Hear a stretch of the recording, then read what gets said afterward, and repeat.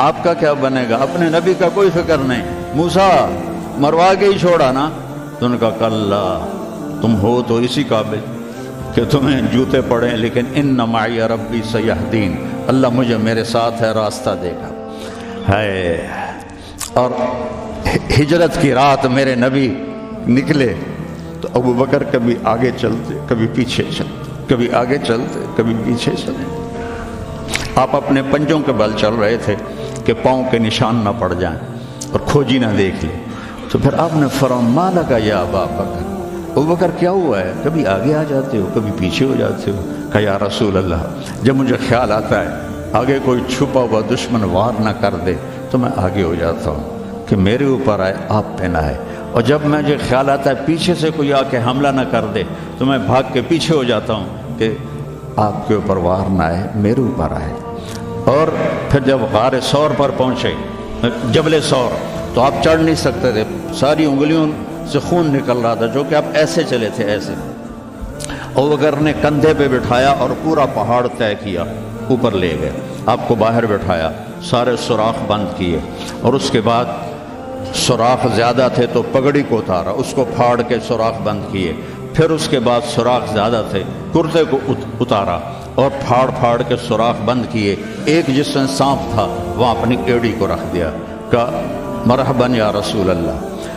آپ اندر آئے تو اندھیرا تھا، آپ کو پتہ نہیں چلا. جب تھوڑی سی روشنی ہوئی تو آپ نے دیکھا نہ کرتا نہ پگڑی. ابو بکر مالک، یہ کیا ہوا ہے؟ ذرا عمامہ کدھر ہے، ذرا کرتا کدھر ہے؟ تو کہا یا رسول اللہ یہ سوراخ تھے، مجھے ڈر ہوا کہ ان میں کوئی چیز آپ کو تکلیف نہ پہنچائے تو میں نے اپنے کپڑے پھاڑ کے سوراخ بند کیے ہیں. تو ایک دم میرے نبی رونے لگے اور ہاتھ اٹھا کر کہا یا اللہ میں ابو بکر سے راضی ہوں، تو بھی اس سے راضی ہو جا اور اسے جنت میں میرا ساتھی بنا تھا. تو ایک دم جبریل آئے، یا رسول اللہ، اللہ تعالیٰ فرما رہے ہیں ہم ابو بکر سے راضی ہو اور جنت میں آپ کا ساتھی بنا دیا. انہوں نے میرے نبی کی زندگی کو یوں سچ کر دکھایا. موسیٰ علیہ السلام کی قوم کو اللہ نے کہا جاؤ ملک شام جا کے عمالقہ سے لڑو.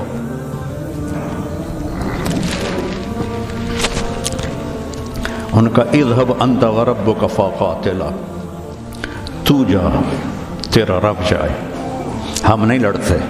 اور بدر کے لیے جب آپ نے پوچھا بولو کیا کرنا ہے تو مقداد ابن اسود نے کہا اذا لا نقول كما قالت بنو اسرائیل اذهب انت وربك فقاتلا بل نقاتل امامك وخلفك وعن يمينك وعن شمالك.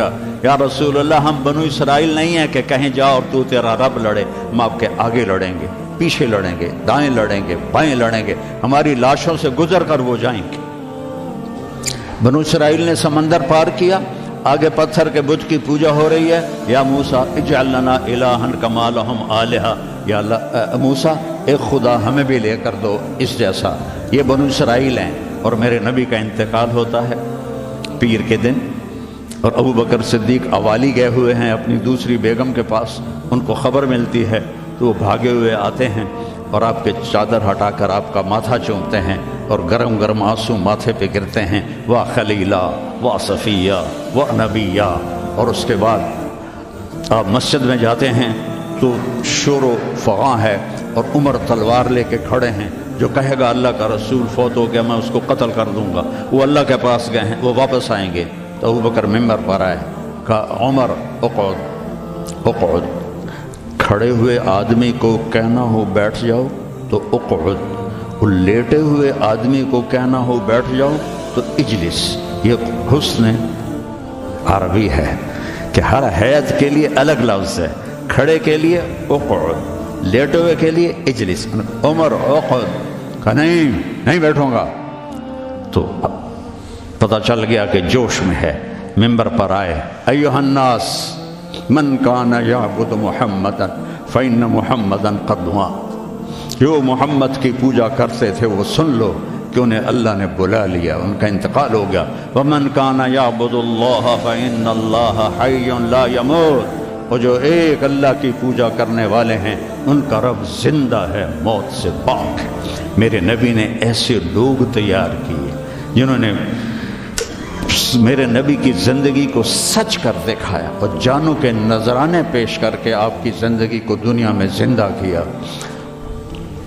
اس لیے واحد جماعت ہے صحابہ کی جن کی زندگی میں ان کو جنت کے وعدے کر دیے گئے، کلن وعد اللہ الحسنی۔ اس میں سابقین بھی اور لاحقین بھی، سب کے لیے جنت کا اللہ تعالیٰ نے وعدہ فرما دیا ہے۔ ایک امت تیار کی، ایک امت تیار کی۔ سارے قرآن نہیں پڑھے ہوئے تھے، حضرت خالد بن ولید نے فجر کی نماز پڑھائی، تھوڑی سی آیات ایک جگہ سے پڑھی، تھوڑی سی ایک جگہ سے، تھوڑی سی ایک جگہ سے، اس طرح کر کے انہوں نے نماز مکمل کی، اور نماز کے بعد کہنے لگے لقد شغلنی الجہاد عن القرآن، بھائی معاف کرنا، جہاد کی وجہ سے میں تو قرآن بھی نہیں پڑھ سکا۔ لیکن بنے کیا؟ وہ بنے کیا؟ موتا کی جنگ ہے اور میرے نبی کے سامنے منظر کھل چکا ہے۔ آپ نے فرمایا تھا جب چلے تھے کہ پہلا امیر زید بن حارثہ ہوگا، یہ شہید ہو تو پھر جعفر بن نبی طالب ہوگا، یہ شہید ہوں تو پھر عبداللہ بن رواحہ ہوں گے، یہ شہید ہوں تو پھر جسے مرضی بنا لینا۔ ایک یہودی سن رہا تھا، کہنے لگا اے ترائیتا گئے، یہ گئے، یہ نہیں زندہ آتے۔ تو اور وہاں 1,00,000 رومی اور 3,000 صحابہ۔ تو حضرت زید بن ثابت شہید ہوئے، اللہ کے نبی نے کہا تقدم زید فقاتل وقتل ودخل الجنہ ثم اخذ الرایۃ جعفر فقاتل وقتل ودخل الجنہ۔ پھر عبداللہ بن رواحہ ایک کونے میں 3 دن سے کچھ نہیں کھایا تھا، گوشت کی بوٹی نوچ رہے تھے کہ آواز پڑی جھنڈا گر گیا ہے عبداللہ، تو انہوں نے وہیں پھینکا۔ پہلے 2 درویش تھے، فقیر تھے، یہ بڑے مالدار تھے، پہلے 2 مہاجر تھے، یہ انصاری تھے، 4 بیویاں تھیں، باغات تھے، غلام تھے۔ فتردد بعد التردد، تو تھوڑی دیر کے لیے بیوی بچے غلام باغات کا خیال آیا، تو کہنے لگے عبداللہ بیویوں کا خیال ہے سب کو 3 طلاق، باغات کا خیال ہے سارے صدقہ، غلاموں کا خیال ہے سارے آزاد۔ اقسمت یا نفس لتنزلن کارہۃ او لتطاوعن ان اجلب الناس وشد الرن ما لی اراک تکرہین الجنہ قد طالما قد کنت مطمئنہ هل انت الا نطفۃ فی شنہ۔ اے عبداللہ کافی زمانہ گزر گیا ہے زندگی گزارتے ہوئے، چل اپنے ساتھیوں کے ساتھ مل تو بھی۔ اور جھنڈا اٹھایا اور آگے بڑھے، اور آپ نے فرمایا، اور عبداللہ نے جھنڈا اٹھایا اور آگے بڑھے اور قتل ہوئے، اور پھر آپ خاموش ہو گئے تھوڑی دیر کے لیے۔ انصار کہنے لگے کہ ہمارے اوپر قیامت ٹوٹ پڑی کہ کیوں رک گئے، کیوں رک گئے؟ دونوں کی دفعہ تو فوراً فرمایا، اب کیوں رک گئے؟ پھر آپ نے کہا وَدَخَلَ الْجَنَّةَ۔ تو انصار نے عرض کی یا رسول اللہ آپ رک کیوں گئے تھے؟ کہا وہ تھوڑا سا اس کے دل میں کھٹک آئی تھی، اس لیے جنت میں جانے میں تھوڑی دیر ہو گئی۔ اب جھنڈا گر گیا، ثابت ابن اکرم نے جھنڈا اٹھایا، کون لے گا یہ جھنڈا؟ انہوں نے کہا تو لے، تو بدری صحابی ہے۔ تو لے، کہا نہیں میرے بس کا نہیں ہے۔ کسی نے آواز دی خالد کو دو۔ خالد کی پہلی جنگ تھی، صلح حدیبیہ کے بعد ایمان لائے، اور ان کی پہلی جنگ تھی۔ وہ فرمانے لگے بھائی میں تو ابھی مسلمان ہوا ہوں، کسی اور کو جھنڈا دو۔ کہا نہیں، سب نے کہا بس خالد خالد۔ انہوں نے ایک ہاتھ میں جھنڈا لیا، جب یوں تلوار کو جب اٹھایا نا تو میرے نبی نے فرمایا ثم صلی اللہ سیفا من سیوفہ، اب اللہ نے اپنے تلواروں میں سے ایک تلوار کو نیام سے باہر نکالا ہے، اور انہوں نے ساری رومیوں کی فتح کو شکست میں تبدیل کر دیا۔ 9 تلواریں ان کے ہاتھ سے ٹوٹیں لڑتے لڑتے، اور اتنا رعب چھا گیا کہ پورے روم میں دہشت پھیل گئی خالد ابن ولید کی۔ یہ لوگ میرے نبی نے تیار کیے تھے، ایک امت بنائی تھی، یہ میرے نبی کا عظیم ترین کارنامہ ہے، اور اولین اور آخرین کا سب ایک جذبہ تھا۔ حضرت عمر کی مجلس میں ابو سفیان، اکرمہ بن ابی جہل، حارث بن ہشام، سہیل ابن عمر بیٹھے ہوئے ہیں، تو حضرت بلال آ گئے، کہنے لگے آپ لوگ تھوڑا پیچھے ہو جاؤ۔ پھر حضرت عمار آئے، آپ نے کہا آپ لوگ تھوڑا پیچھے ہو جائیں۔ پھر حضرت صہیب آئے، آپ نے کہا تم لوگ تھوڑا پیچھے ہو جاؤ۔ پھر حضرت مقداد آئے، آپ نے کہا تم لوگ تھوڑا پیچھے ہوتے ہوتے جوتیوں پہ جا بیٹھے۔ مہاجرین اولین کو آگے بٹھایا تو یہ غصے سے باہر نکل آئے اور ابو سفیان کہنے لگے دیکھتے ہو عمر نے ہمارے ساتھ کیا کیا ہے؟ تو سہیل ابن عمر کہنے لگے صحیح کیا، وہ ہم سے پہلے ایمان لائے تو وہ آگے نکل گئے، ہم بعد میں ایمان لائے تو ہمیں تو پیچھے ہی رہنا ہے۔ تو کہنے لگے اگر آخرت میں پیچھے رہ گئے تو پھر کیا ہوگا؟ یہ فتح مکہ کے مسلمان ہیں، فتح مکہ کا پھر کیا ہوگا؟ تو سارے گھبرا کے حضرت عمر کے پاس آئے کہ ہم نے دیکھ لیا ہے جو تو نے کیا ہے ٹھیک کیا ہے، چلو ہم پیچھے رہ گئے ہیں لیکن کوئی طریقہ بتاؤ کہ آگے نہیں بڑھ سکتے تو جنت میں ساتھ تو ہو جائے۔ تو انہوں نے فرمایا انہوں نے جہاد میں جان دی تھی، تم بھی جانیں لگا دو تو تم بھی ان کے ساتھ ہو جاؤ گے۔ تو 400 قریشی سردار مکہ سے نکلے، 400، اور حارث ابن ہشام ابو جہل کے چھوٹے بھائی ہیں، اتنے ہر دل عزیز تھے۔ جب یہ نکلے تو سارا مکہ چھوڑنے باہر آیا، وہ سب رو رہے تھے، بچے بچیاں مرد عورت۔ تو حارث ابن ہشام کھڑے ہو گئے، کہنے لگے یا اہل مکہ، اے اہل مکہ، اللہ کی ذات کی قسم مکے سے محبوب کوئی شہر نہیں، تم سے محبوب کوئی لوگ نہیں، لیکن ایک داعی نے آواز لگائی، اس پر ہمارے غلاموں نے لبیک کہا۔ آج وہ اتنا آگے جا چکے ہیں کہ اگر ہم یہ سارے مکے کے پہاڑ سونا بنا کے خرچ کر لیں تو ان کے ایک مٹھی جو کا اجر بھی نہیں پا سکتے۔ تم اپنی جانوں کا نذرانہ پیش کریں گے کہ آگے نہیں تو برابر تو ہو جائیں۔ تو یہ سارے سرداران تشریف لائے، اجنا دین کی جنگ ہو رہی تھی، اس میں شرکت کی، اس میں فتح ہوئی۔ پھر یرموک کی جنگ ہوئی جو فیصلہ کن جنگ تھی، جس نے شام کا فیصلہ کر دیا ہمیشہ کے لیے۔ 9 دن یہ جنگ چلتی رہی، کبھی ایسے کبھی ایسے کبھی ایسے کبھی ایسے، اور ایک دن ایسا ہوا کہ صحابہ دبتے دبتے دبتے عورتوں کے خیموں تک آ گئے، اتنے قدم اکھڑے کہ عورتوں کے خیموں تک آ گئے۔ تو حضرت اکرمہ رضی اللہ تعالیٰ عنہ نے اپنی تلوار کی نیام کو توڑ دیا اور لوہے کے ٹوپی کو اتار کے پھینک دیا، کہا من یبایعنی علی الموت، یا اللہ ہمیں موت دے گا یا فتح دے گا۔ تو حضرت خالد بن ولید اور اکرمہ رشتہ دار ہیں، تو خالد بن ولید نے ان کا ایسے ہاتھ پکڑ لیا، نا نا نا نا نا نا، ابھی تمہاری ہمیں ضرورت ہے، یہ نہ کرنا یہ نہ کرنا۔ تو انہوں نے کہا الیک عنی، دور ہو جاؤ مجھ سے،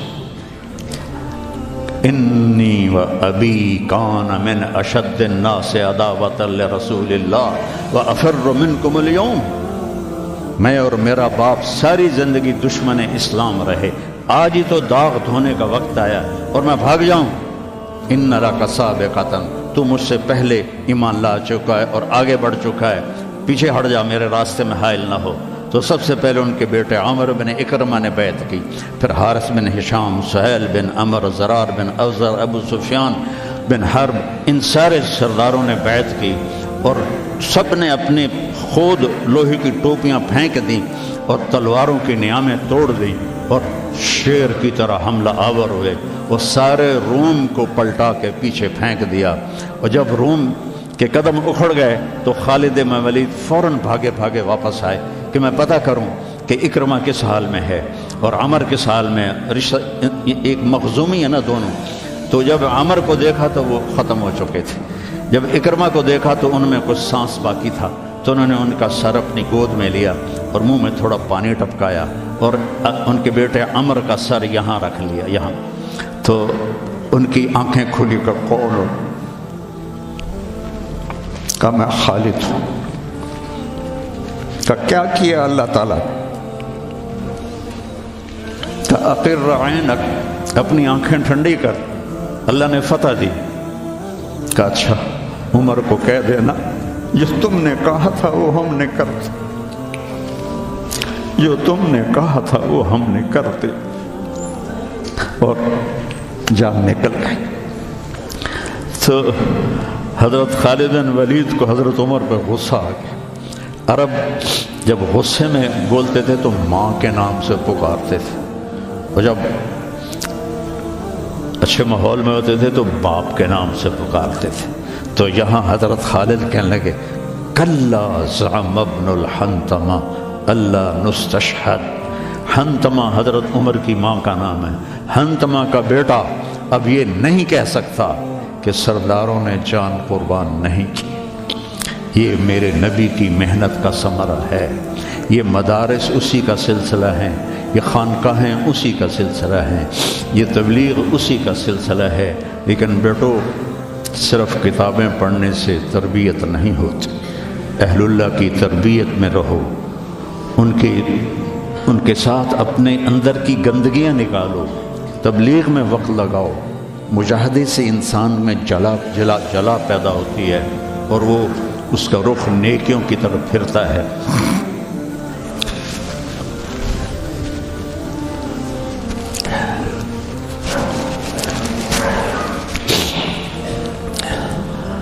تو نیت کرتے ہو سارے؟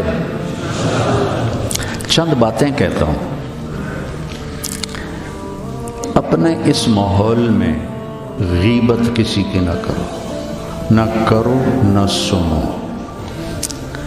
غیبت اشد من الزنا, غیبت زنا سے زیادہ سخت کام ہے. غیبت نہ کرو کسی کی. کئی لڑکے بہت ہی نیچے چلے جاتے ہیں, اپنے استادوں کی غیبت کرتے ہیں. یہ محروم ہو جائیں گے, یہ کبھی بھی علم حاصل نہیں کر پائیں گے.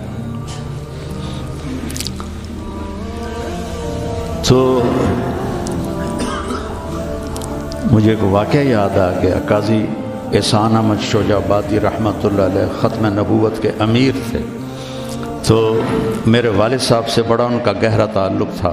تو ہمارے گھر آتے تھے, میں چھوٹا تھا. تو انہوں نے اپنا واقعہ سنایا کہ میں تو ناقص کا صیغہ ہوں قاضی, تو ویسے بھی میں ناقص تھا, مجھے اتنا پڑھنا لکھنا آتا نہیں تھا. اور ایک طالب علم تھا جو بہت قابل تھا, اور وہ استاد پہ ایسا اشکال کرتا کہ استاد کو جواب نہیں آتا تھا, تو پھر وہ ہنس پڑتا تھا. تو ایک دن استاد نے دکھی ہو کر کہا جا تو بھینسیں ہی چرائے گا. اور ایک دفعہ میرے استاد اٹھے تو ان کا جوتا دور پڑا تھا, تو میں بھاگ کے گیا, جوتا اٹھا کے لایا اور ان کے سامنے رکھا. کہنے لگے بادشاہ تیرے جوتے سیدھے کریں گے انشاءاللہ. تو قاضی صاحب فرمانے لگے کہ اس لڑکے کو میں نے خود بھینسیں چراتے دیکھا, میں نے اسے خود بھینسیں چراتے دیکھا. اور تحریک ختم نبوت میں جب قاضی صاحب کو, چونکہ یہ تحریک کے سر امیر تھے, جب ان کو بلایا گیا تو جنرل اعظم تھا گورنر پنجاب کا. تو جو بھی بات چیت ہوئی وہ تو انہوں نے نہیں بتائی تھی. جب اٹھے تو ان کے جوتے قالین سے پرے پڑے تھے. تو جنرل اعظم بھاگ کے گیا اور آپ کے جوتے اٹھا کے لا کے آپ کے سامنے رکھے. تو قاضی صاحب رونے لگے. تو انہیں کہا حضرت جی اس میں رونے کی کیا بات؟ کہا نہیں, ایک بات یاد آئی ہے اپنے استاد کی, آج اس کو زندہ ہوتا دیکھ رہا ہوں تو اس پہ رونا آیا ہے. اپنے استادوں کی غیبت نہ کرو, ان کی برائی نہ دیکھو, وہ آنکھیں بند کر دو جو کسی کی برائی دیکھتی. اپنے عیب دیکھو, دوسروں کی خوبیاں دیکھو. ایک آپ میں غیبت نہ ہو, کوئی آپس میں لڑا ہوا نہ ہو کہ میں نے اس سے بات نہیں کرنی. اب بچے ہیں, جوان ہیں, ہو سکتا ہے کوئی بچہ کسی بچے سے لڑا ہوا ہو اور اس کی بول چال بند ہو, تو ایسے دل کے اوپر تالے نہ لگاؤ, اپنے دل کو کھلا کرو اور معاف کر دو اور اس کے سینے سے لگ جاؤ. تب جا کر تمہارے اندر علم کا کچھ نور آئے گا. جس دل میں بغض ہوتا ہے اس میں علم نہیں آتا ہے. اور پہلی تکبیر اولیٰ کی کوشش کرو, تکبیر اولیٰ کے ساتھ نماز پڑھنے کی کوشش کرو, تکبیر اولیٰ کے ساتھ نماز پڑھنے کی کوشش کرو. اب جوان ہیں, تہجد کی پابندی کرو. بڑی پرانی بات ہے, مولانا یوسف صاحب رحمہ اللہ کے تھے ایک تربیت یافتہ میاں جی نیواتی, تو ان کی جماعت آئی ہوئی تھی, تو میں ان سے ملنے گیا. مجھ سے کہنے لگے مولوی صاحب اگر اپنی بات میں اثر پیدا کرنا ہے تو رات کو اٹھنا سیکھ لے، اگر اپنی بات میں اثر پیدا کرنا ہے تو رات کا اٹھنا سیکھ لے۔ یہ آپ سے بھی کہتا ہوں کہ رات چاہے 2 نفل پڑھ لو، لیکن رات کو اٹھ کر قم اللیل الا قلیلا نصفہ او انقص منہ او زد علیہ ورتل القرآن ترتیلا۔ یہ رات کا اٹھنا، ان ناشئۃ اللیل ہی اشد وطئا واقوم قیلا ان لک فی النہار سبحا طویلا واذکر اسم ربک وتبتل الیہ تبتیلا۔ رات کا اٹھنا یہ آپ کے اللہ سے ملا دے گا آپ کو۔ آپس میں نفرت نہ ہو، آپس میں نفرت نہ ہو، آپس میں کسی سے بول چال بد نہ ہو، کسی استاد کی بے اکرامی نہ ہو۔ پھر چاہے تمہارے کچے پچے سبق بھی ہوں گے نا، جب اللہ کام لینے کا ارادہ کرتا ہے پھر کچا پکا نہیں دیکھتا، پھر اسے قبول کرتا ہے۔ مولانا تعالی شاہ بخاری رحمہ اللہ نے دورہ نہیں پڑھا تھا، صرف مشکات تک پڑھا تھا، تو وہ جب کبھی علماء میں بیان ہوتا اس جیسا تو کوئی خطیب ہندوستان میں تو کم از کم آج تک نہیں آیا۔ وہ کہتے علماء کرام مجھے تو مشکات ہضم نہیں ہو رہی اور میں گلی گلی پھر رہا ہوں، تم سارے دورے پڑھ کے آرام سے بیٹھے ہوئے ہو۔ یہ ان کا ایک جملہ مجھے سنایا ہمارے استاد مولانا ظفر صاحب رحمہ اللہ، فوت ہو گئے۔ ٹھینگی میں ان کا مدرسہ تھا جامعہ خالد بن ولید۔ تو بچوں آپس کی محبت سے رہو، اپنے سبق کے ساتھ انصاف کرو۔ مولانا منظور صاحب آپ کے بہت بڑے محسن ہیں اور ہمارے مکتب فکر کا بہت بڑا یہ سرمایہ ہے، تو ان کی دل سے محبت کر۔ یہ چیزیں محبت سے منتقل ہوتی، محبت سے چیزیں منتقل یہ ٹیلی فون نہیں، 2 ایسے کرتے ہیں یا یوں ایسے لگاتے ہیں تو سارا ڈیٹا دوسرے فون میں چلا جاتا ہے کہ نہیں؟ سارا ڈیٹا چلا جاتا ہے۔ یہ وہ فون ہے، ان کے ساتھ جڑو گے تو ان کا ڈیٹا تمہارے اندر چلا جائے گا، کسی کی دعا لگ جائے گی۔ ایک دفعہ واقعہ سنا کہ میں بس کرتا ہوں۔ میں مدرسے کا امیر تھا رائمنڈ میں، تو مجھے سارے دن کی کارگزاری سنانی ہوتی تھی مولانا احسان صاحب کو، جو آج کل بہت علیل ہیں۔ تو میں برآمدے میں کھڑا تھا، سردیوں کے دن تھے، تو مولانا عبد الرحمن صاحب رحمۃ اللہ علیہ میرے استاد تھے، سب سے شفیق، وہ برآمدے میں ان کا بستر ہوتا تھا، مولانا احمد بٹلہ وہ، تو انہوں نے کروٹ بدلی اور کیا ہائے زور سے، تو احمد بٹلہ صاحب فرمانے لگے مولوی صاحب خیریت ہے، کیا ہوا؟ کہنے کہ سر میں بڑا درد ہے۔ تو اس وقت رائمنڈ میں تھرموس رکھنا جرم تھا، تو 2-3 لڑکے تھے جنہوں نے چھپا کے رکھا ہوا تھا، تو مجھے پتا تھا، تو میں اسی وقت اڑ کے گیا اور اس سے میں نے کہا تھرموس دو، انہوں نے کہا وہ وہاں چھپا کے رکھا ہے۔ میں نے وہ لیا اور بغل میں دبا کے اوپر چادر لے لی، سردیوں کا زمانہ تھا۔ مولانا تشریف لائے، ان کے ساتھ میں ان کے گھر تک گیا، ان کو کارگزاری سنائی، وہ اندر گئے، میں نے وہیں سے دیوار سے چھلانگ لگائی۔ یہ 72-73 کی بات ہے، جب کوئی بازار نہیں تھا رائمنڈ میں، 2-3 صرف چھوٹے چھوٹے ہوٹل تھے اور 10 بجنے والے تھے، اور اس وقت سناٹا ہوتا تھا۔ میں نے کہا یا اللہ، چائے بھی مل جائے اور سر درد کی گولی بھی مل جائے تو آج میرا کام بن جائے گا۔ تو میں نے سارا دیکھا تو سب ہوٹل بند، ایک ہوٹل بند تھا لیکن تھوڑا سا کیواڑ کھلا ہوا تھا اور اندر سے روشنی آ رہی تھی، وہ انور نام کا ایک ساتھی تھا مرحوم، اس کا ہوٹل تھا۔ میں اندر گیا، میں نے کہا بھائی انور چائے چاہیے؟ کہا بھائی میں تو تھک گیا ہوں سارا دن، تو خود بنا لے۔ تو وہ سٹوو ہوتا تھا ہوا والا، وہ میں نے چائے بنائی، تھرموس میں ڈالی۔ میں نے کہا کوئی سر درد کی گولی ہے تیرے پاس؟ اب چائے کے کھوکھے پر کھوکھا، سر درد کی گولی کا کیا کام ہے؟ کہنا کہ وہ پھٹے پر دیکھو شاید کوئی پڑی ہو۔ تو میری تقدیر میرا ساتھ دے رہی تھی، میں نے دیکھا تو ایک ساری ڈان ہوتی تھی اس وقت، وہ سر درد کی گولی تھی، جیسے آج کل پیناڈول ہے، وہ ساری ڈان پڑی تھی۔ میں نے کہا لے بھائی آج کام بن جائے گا۔ میں نے وہ لی اور دوڑ لگائی، اور جب مولانا چادر لے کے پڑھتے تو میں نے ایسے پاؤں دبائے تو انہوں نے سر سے رضائی ہٹائی، مجھے دیکھا، کیا بات؟ میں نے کہا جی یہ چائے ہے، یہ گولی ہے، آپ کھا لیں، آپ کے سر میں درد۔ تو ان کے منہ سے کلمات نکلے، اس کا میں ثمرہ ہوں، اپنی ذات میں کچھ نہیں، میرے استاد کی دعا مجھے لگی۔ ان کے چہرے پر اتنی خوشی آئی، وہ بڑبڑاتے ہوئے، الفاظ مجھے سمجھ میں نہیں آ رہے تھے لیکن میرے لیے دعا فرما رہے تھے۔ تو ایسے موقع تلاش کیا کرو کہ آپ کو استاد کی خدمت کا موقع ملے تو ان کے منہ سے دعا نکلے اور آپ کے کام بن جائیں۔